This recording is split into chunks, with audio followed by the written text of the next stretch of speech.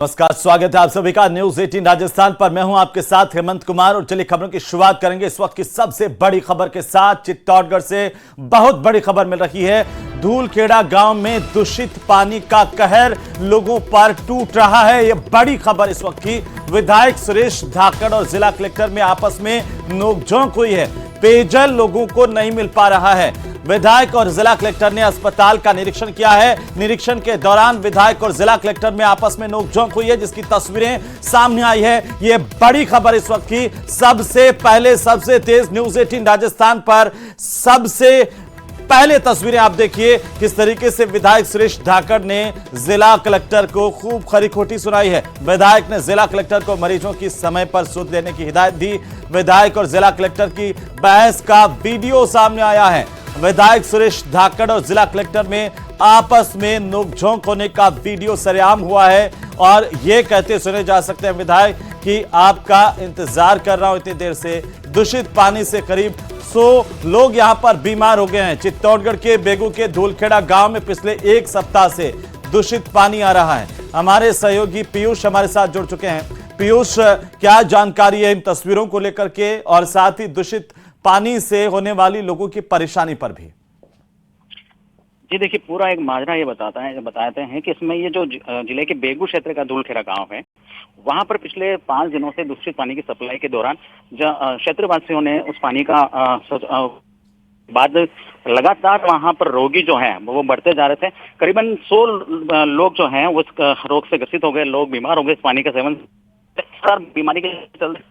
जिला कलेक्टर ने और कल डॉक्टर जो विधायक है क्षेत्र का और चिकित्सा का दौरा किया। जब विधायक जिला कलेक्टर इंतजार करे तो काफी देर तक इंतजार करने के बाद उनको नहीं आने पर जब काफी देर बाद चिकित्सालय पहुंचते हैं तो उनको शुरू हो जाती है। विधायकों ने समय पर आने की और समय पर उपचार देने के लोग यहाँ का निरीक्षण करके यहाँ लोगों को स्वास्थ्य की जानकारी लेने की हिदायत देते नजर आ रहे हैं। बिल्कुल पीयूष, मैं थोड़ा सा आपको रोकना चाह रहा हूं। हमारे दर्शकों को पहले हम वो वीडियो दिखा देते हैं, सुनवा देते हैं कि आखिरकार इतनी बड़ी समस्या पर प्रशासन की संवेदनशीलता क्या कह रही है, क्यों आपस में विधायक और जिला कलेक्टर के बीच में नोकझोंक हुई है। आप भी देखिए क्या हुआ। 5 मिनट से आपका वेट कर रहा हूँ और आपको टाइम नहीं हुआ, अलग से देख रहा हूँ। अलग से क्या देखना तुम्हें भैया? जब देखना है तो मैं जनप्रतिनिधि हूँ सबके सामने। आप देखो, आप अपनी पंचायती दुकानदारी अलग लगा रहे हो, क्या करो? अपना काम क्या कर रहे हो? वहाँ पब्लिक में जब लोग हो बुजुर्ग आदमी घेरा तो आप वहाँ से भाग रहे हो। कहाँ से? उस धूलखेड़ा से। मैं कहीं गाँव के सामने जो देखो मैं नहीं देखता। आप अपने इशारे लगा के और पंचायती कर रहे हो, कर लो तुम्हारे सामने। 5 मिनट से आपका वेट कर रहा हूँ और आपको टाइम नहीं हुआ, अलग से देख रहा हूँ। अलग से क्या देखना तुम्हें भैया? जब देखना है तो मैं जनप्रतिनिधि हूँ सबके सामने। आप देखो, आप अपनी पंचायती दुकानदारी अलग लगा रहे हो। तो पीयूष, ये बड़ी समस्या कि इस तरीके से जो पेयजल की सप्लाई दूषित पानी की हो रही है, क्या इस समस्या का कोई निदान हुआ है? जी देखिए, बिल्कुल ये जो समस्याएं चल रही है पिछले 5 दिनों से, इस समस्या पर प्रशासन जो है वो लगातार नजर बनाया हुआ था। जो जल दाय विभाग की टीम है उनको वहाँ पर हिदायत दी गई है। उसके बाद उन्होंने वहाँ पर जो दूषित पानी की सप्लाई हो रही थी उस जो पाइपलाइन है उसको पूरी तरह से चेंज कर दिया है, बदलाव कर दिया है। फिलहाल वहाँ पर पानी को वापिस जो दूषित था उसको ये समस्या दूर हो चुकी है। लेकिन जो बीमार लोग थे जो लगातार होते जा रहे थे उनमें भी अभी समस्या जो कमी आई है बीमार लोगों में भी। हालांकि इस पूरे प्रकरण में एक व्यक्ति जो वृद्ध व्यक्ति था उसकी मौत भी हुई है। तो कहीं ना कहीं ये प्रशासन जो स्थानीय प्रशासन है, जलदाय विभाग है, उसके ये जिम्मेदार ठहराया जाता है, क्योंकि इनको जब ग्रामीण द्वारा बता दिया गया है कि यहाँ पर दूषित पानी आ रहा है तो समय पर सूद नहीं लेने के चलते लगातार मरीज जो है वो बढ़ते चले गए और संख्या जो है 100 के बाहर गई। बिल्कुल पीयूष, लापरवाही की भी इंतहा होती है और बहुत शुक्रिया तमाम जानकारी के लिए। नजर बनाए रखिए, सबसे बड़ी खबर पर हमारी लगातार नजर बनी हुई है। बहरहाल बहरोड कोतवाली थाने में 5.5 साल पहले AK-47 से अंधाधुंध फायरिंग कर एक गैंगस्टर पपला गुर्जर को छुड़ा ले जाने के आरोपी को आखिरकार AGTF की तरफ से गिरफ्तार किया गया है और गिरफ्तार आरोपी राजवीर सिंह मेहंदरगढ़ के खैरोली गांव का है। पुलिस ने आरोपी को हरियाणा के रेवाड़ी से गिरफ्तार कर लिया है। आरोपी से AK-56 राइफल मई डबल मैगजीन 7 जिंदा कारतूस बरामद हुए हैं। गिरफ्तारी के बाद पुलिस की टीम राजवीर को बहरोड थाने लेकर आई, जहां सुबह आरोपी को बहरोड कोर्ट में भारी पुलिस जाब्ते के साथ पेश किया गया। कोर्ट ने आरोपी राजवीर को 5 दिन के पुलिस रिमांड पर भेजा है। हरियाणा के most wanted gangster Vikram Gurjar और पपला को बैरोड पुलिस ने 5 जुलाई 2019 को 31 लाख रुपए कैश के साथ पकड़ा था। गिरफ्तारी के वक्त पपला के साथ राजवीर मौजूद था, लेकिन वह पुलिस को चकमा देकर रखे 47 और अन्य हथियारों से भरे बैग लेकर भाग गया था। अगले दिन वो अपने 30 से ज्यादा गुर्गों के साथ बैरोड थाने पर आया। फायरिंग करके पपला गुर्जर को भी छुड़ा करके ले गया था। आखिरकार ये गुंडा अब फिर से पुलिस के शिकंजे में आ गया। पुलिस ने इसे गिरफ्तार किया है।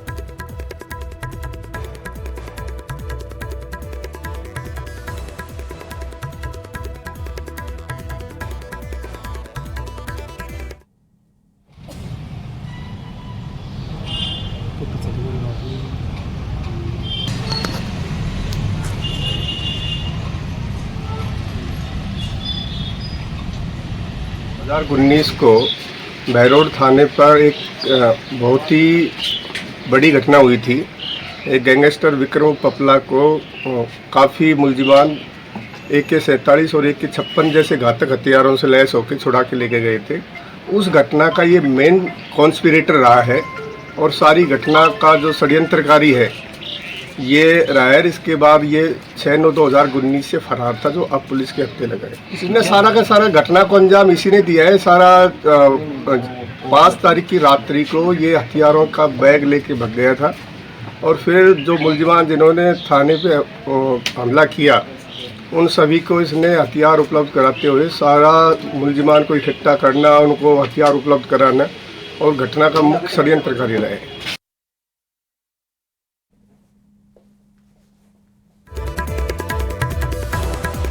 और इसी बीच अजमेर से बड़ी खबर मिल रही है, जहां विवाहिता के साथ दुष्कर्म के मामले को लेकर बड़ी अपडेट है। महज 48 घंटे में पुलिस को कामयाबी मिली है। पुलिस ने एक आरोपी को गिरफ्तार कर लिया है। सीसीटीवी फुटेज के आधार पर यह बड़ी कार्रवाई पुलिस की तरफ से की गई है। सीसीटीवी फुटेज और तकनीकी आधार पर की गई जांच पड़ताल के बाद अज्ञात आरोपी को गिरफ्तार किया गया। डांतड़ा निवासी 37 साल का यह बदमाश रंजीत उर्फ रणजीत है, जिसकी गिरफ्तारी हुई है।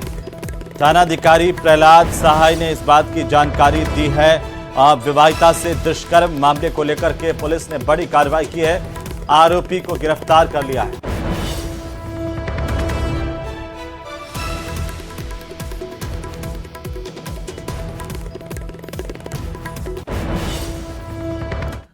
उधर अजमेर में IGL कंपनी की गैस पाइपलाइन में लीकेज की सूचना पर हड़कंप मच गया। मौके पर पहुंची टीम ने बड़ी मशक्कत के बाद गैस पाइपलाइन की लीकेज को बंद कर दिया।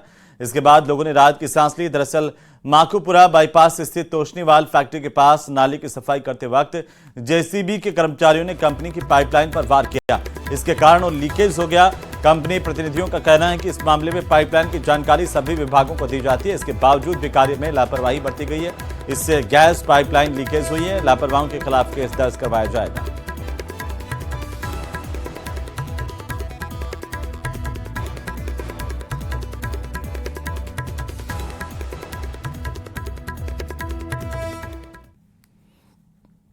है या IGL को पहले इन्फॉर्मेशन नहीं दी गई, जबकि IGL के यहाँ मार्कर लगे हुए हैं और वार्निंग मैट भी है, जिससे कि आप खोदते हैं उसके पहले उसके ऊपर ही एक हम वार्निंग मैट बिछाते हैं ताकि जो भी खुदाई करे उसको ये पता चले कि नीचे गैस पाइपलाइन बिछी हुई है।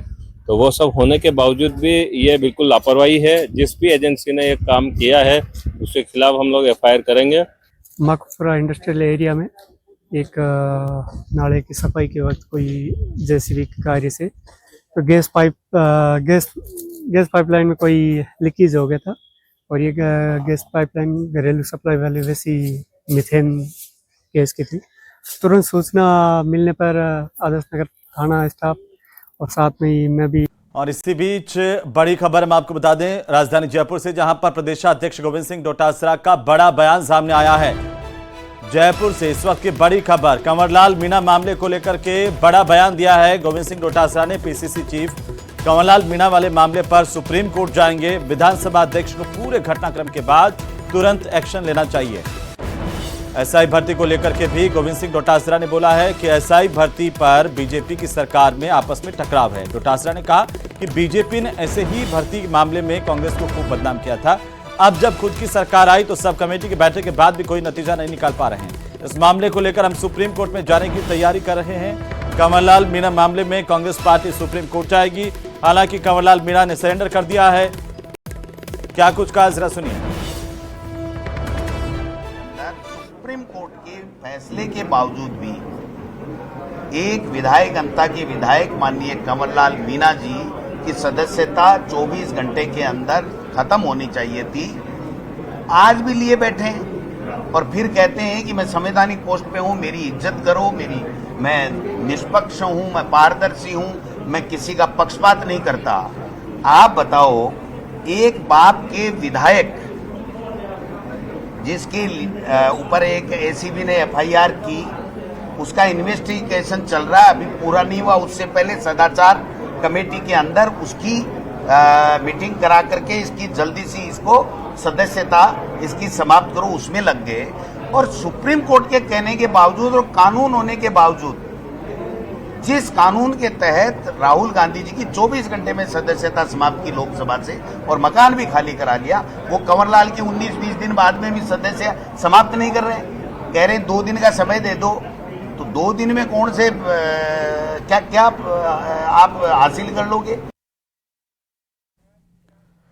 तो वहीं बीजेपी विधायक राजेंद्र भांबू ने झुंझुनू सांसद बृजेंद्र ओला के बयान को लेकर पलटवार किया। राजेंद्र भांबू ने कहा कि जो झूठ की परंपरा ओला परिवार की रही है, उसे आगे बढ़ाने का काम सांसद बृजेंद्र ओला कर रहे हैं। पिछले 10 साल में सांसद बृजेंद्र ओला 2 बार विधानसभा के सदस्य रहे और 1 बार तो मंत्री रहे। अगर वे चाहते और उनके मन में विकास का विजन होता तो पुलिस लाइन के पास निर्माणाधीन पुलिया का काम कभी बंद नहीं होता और अब तक पुलिया बनकर तैयार भी हो जाती। बृजेंद्र ओला झूठा श्रेय लेने के लिए पुरानी बातों को नया बताकर झूठ परोस रहे हैं।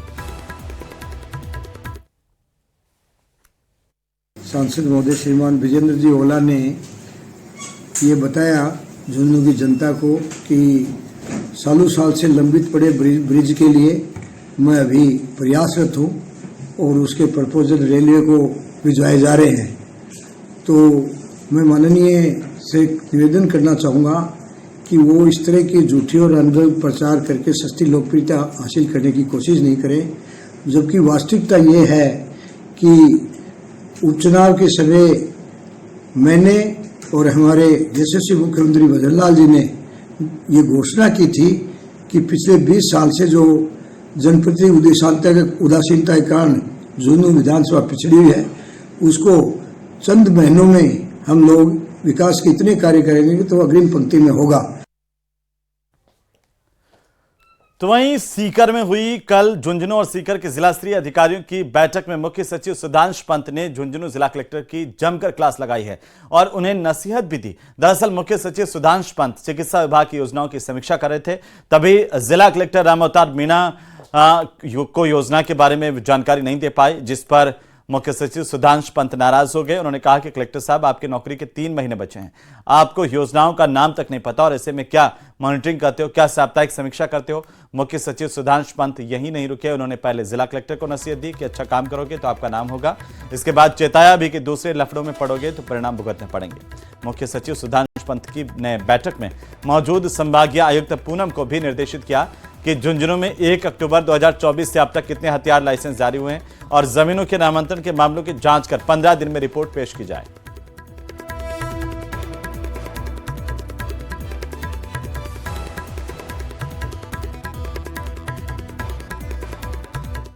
और इसी बीच धौलपुर से बड़ी खबर है, जहां पर ब्लड बैंक परिसर में एसी में भीषण आग लगने की जानकारी सामने आ रही है। एसी में आग लगने से अफरा तफरी मच गई है। समय रहते हालांकि बड़ा हादसा टल गया है। धौलपुर के पुराने जिला चिकित्सालय स्थित ब्लड बैंक परिसर में अचानक से एक एयर कंडीशनर में आग लग गई। घटना उस वक्त हुई जब अस्पताल परिसर में रोजमर्रा का काम सामान्य रूप से चल रहा था। आग लगने की वजह से यहां पर अफरा तफरी मच गई और कुछ समय के लिए भय का माहौल बन गया। प्रत्यक्षदर्शियों के मुताबिक सुबह लगभग 10 बजे के आसपास अचानक से इस एसी से धुआं उठने लगा। तस्वीरें सबसे पहले सबसे तेज आपकी टीवी स्क्रीन पर देखिए, दूधू कर जलता हुआ एसी और कुछ ही देर में इस एसी में आग की लपटें निकलने लगी और ये और तेज हो गई। आसपास मौजूद लोगों ने बिना देर के अस्पताल प्रशासन को इसकी सूचना दी। सूचना पर चिकित्सा कर्मचारी तुरंत मौके पर पहुंचे, आग बुझाने की कोशिश की गई। ब्लड बैंक जैसे संवेदनशील स्थान पर आग लगना एक गंभीर मामला था, क्योंकि यहाँ पर रक्त भंडारण से जुड़ी कई महत्वपूर्ण मशीनें उपकरण मौजूद होते हैं। अगर ये आग समय पर नहीं बुझती तो काफी नुकसान हो सकता था।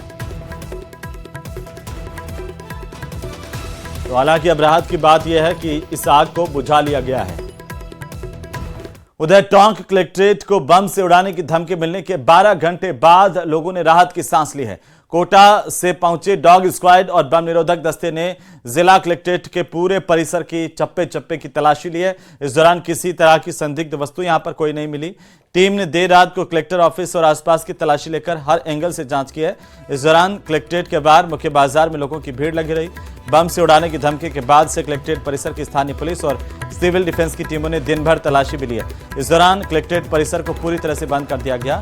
देर रात को टोंक के एसडीएम हुक्मी चंद रोहलानिया और सीओ राजेश विद्यार्थी ने बताया कि मेल से धमकी मिलने के मामले में साइबर टीम अब जांच कर रही है। मिली थी कि भाई यहाँ जो कोई आरडीएक्स प्लांट करके कोई थ्रेट आई है कलेक्ट्रेट में, तो जैसी सूचना मिली थी तो हम लोगों ने आके यहाँ जो स्टाफ को बिल्कुल जो भी थे यहाँ पे उनको सबको कैंपस को खाली करा दिया। इवन हमने इसके आसपास के एरिया को भी खाली करा दिया। तो वाजिब है कि यहाँ जो आसपास जो लोग थे उनको एकदम इस तरह की रही कि भाई कोई खौफ जैसा तो हालांकि नहीं था, हम लोग उनके लिए मौजूद थे। बाकी स्थिति कुछ ऐसी बनी थी कि जिसमें थ्रेट थी, तो थ्रेट की संभावना। तो वहीं पूर्व प्रधानमंत्री राजीव गांधी की पुण्यतिथि पर कांग्रेस प्रदेश मुख्यालय में सर्वधर्म प्रार्थना सभा का आयोजन किया गया। इस दौरान पूर्व मुख्यमंत्री अशोक गहलोत ने कहा कि मैंने प्रदेश में बड़ी मुश्किल से सरकार बचाई थी, सरकार बच गई, ये बहुत बड़ा चमत्कार था। जनता आज भी हमारे काम को याद कर रही है। क्या कुछ कहा, जरा सुनिए।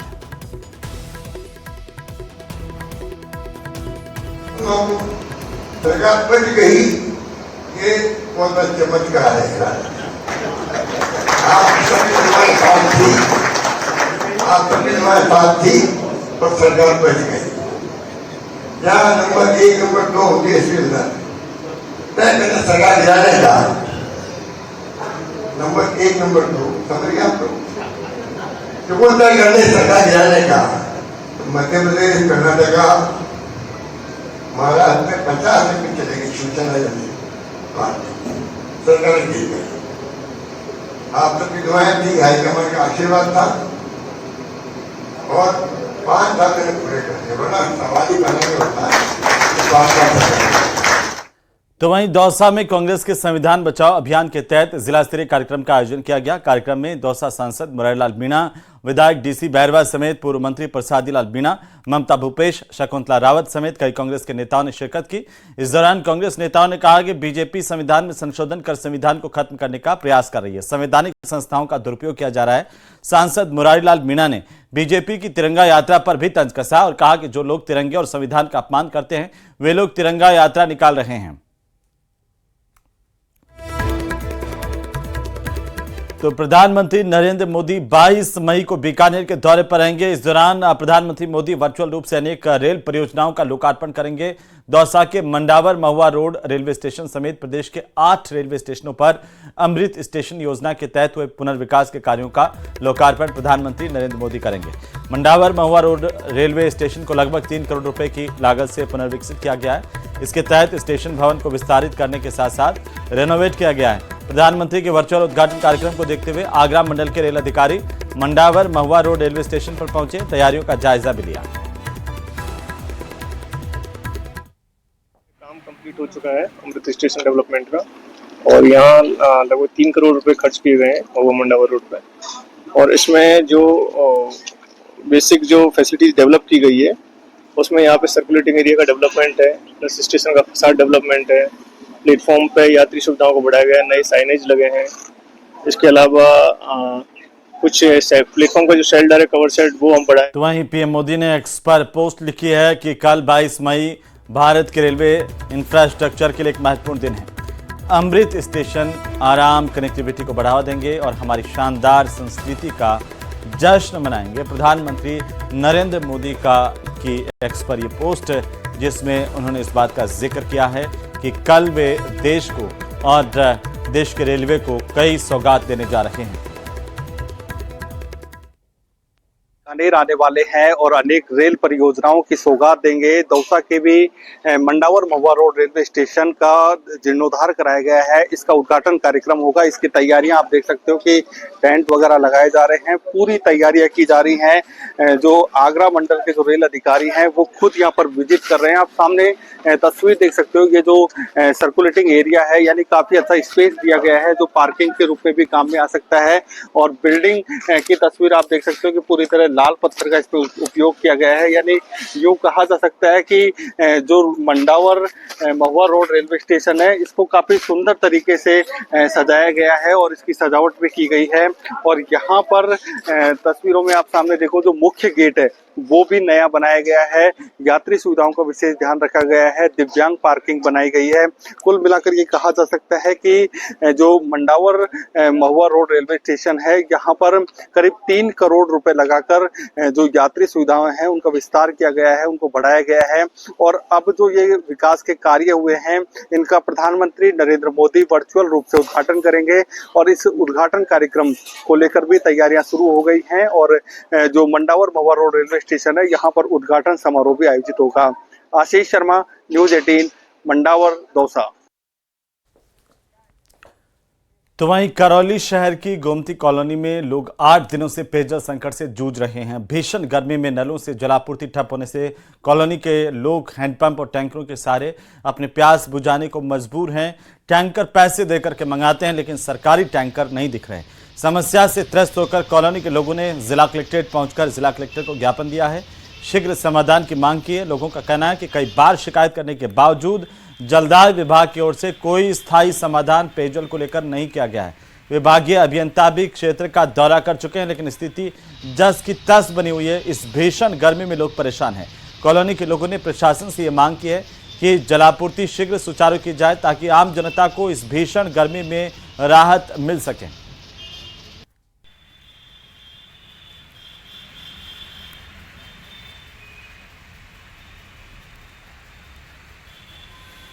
और इसी बीच दौसा से बड़ी खबर मिल रही है जहां पर डॉक्टर डेथ देवेंद्र शर्मा की गिरफ्तारी के मामले को लेकर के बड़ी अपडेट है। पैरोल से भागा और रईस की तरह लग्जरी लाइफ ये जीता था डॉक्टर डेथ।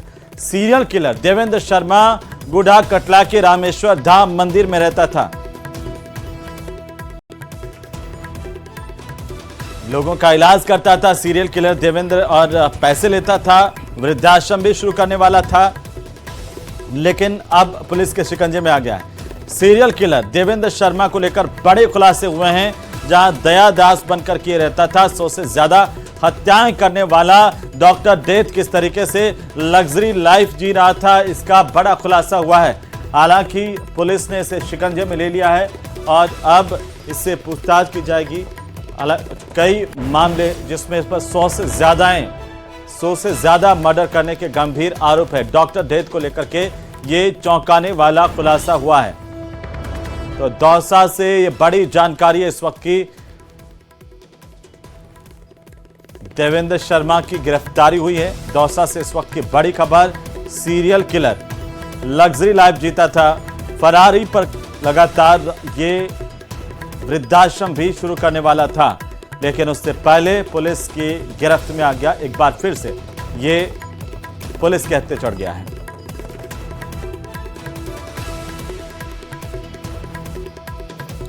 तो चलिए इसी के साथ इस बुलेटिन में फिलहाल इतना ही। आप देखते रहिए न्यूज़ 18 राजस्थान।